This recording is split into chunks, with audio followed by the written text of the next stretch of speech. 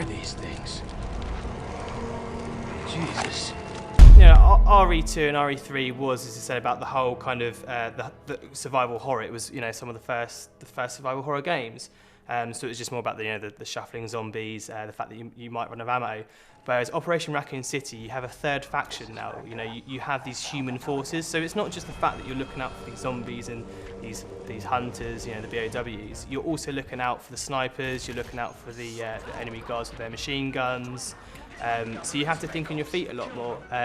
So effectively it's a lot more faster paced. Time for them to know the true terror of our bioorganic weapons.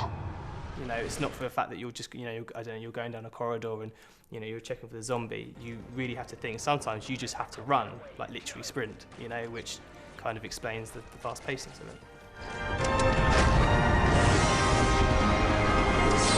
But it's not just zombies. We've got BOWs, which are basically big monsters, so hunters, so to speak, with massive claws on their hands, which will come and chop your head off. The tyrant's out of control. Eat this, you freak! Lickers, so they have massive tongues. They will literally wrap their tongue around you and kill you. You've got human opposition, sniper rifles. So you're going to be excited because there's so many different action elements to it. It's not just Resident Evil where it is zombies. There is so much more to it, which will make you definitely excited for it.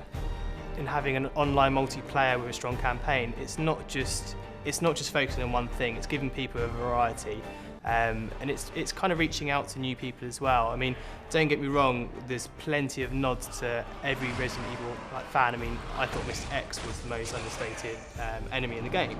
And in this demo, you see that he's in there. The game, for example, is based around Resident Evil 2, Resident Evil 3 times. So you'll go through the game and there'll kind of be little nods towards those hardcore players. So it's kind of just trying to please as many people as possible, and it's acknowledging that sometimes, like in this instance, the online multiplayer is a step forward. One of some of the new features is that if a zombie was to bite you, you are infected. You can be cured, but if you're not cured, your health will deplete until you die. And you'll see, you'll have no control, but you'll turn into a zombie and you'll attack your teammates. So you watch yourself attack the teammates with no control. But effectively as well, you can, if you get shot by another enemy, a human enemy, you'll bleed. So when you bleed, the zombies will smell your blood and hunt after you, and you'll see that you'll have 25 zombies on the screen, and they will all sack off your mates, and they will come for you. Which again, you have to think on your feet, and it makes you panic.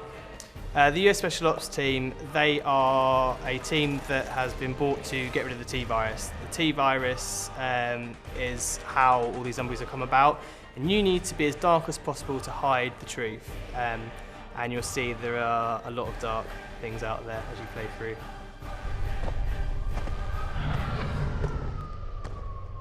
We've got him. It ends here.